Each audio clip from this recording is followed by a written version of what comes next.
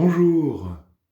Ce dimanche, c'est ce qu'on appelle le dimanche de la parole de Dieu.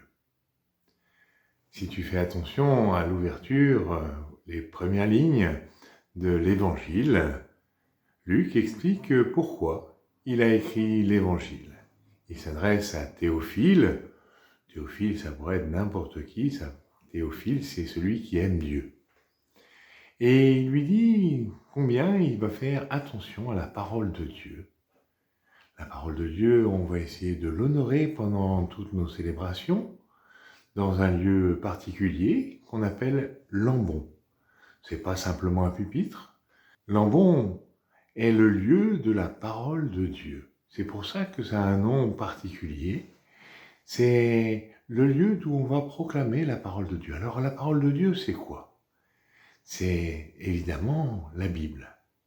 Mais contrairement à d'autres traditions religieuses non chrétiennes, nous ne croyons pas que c'est Dieu qui a dicté la Bible. Nous croyons que c'est l'expérience de Dieu que les hommes ont racontée, ainsi que Luc vient de le dire au début de ces quelques mots d'évangile. La Bible, c'est beaucoup de styles très différents. Il y a des livres historiques, des livres poétiques, il y a des livres, et puis il y a des manières de parler qui ne sont pas forcément exactement collées au réel. Quand tu dis « je suis ébloui de sa beauté », ça ne veut pas dire que tu es ébloui.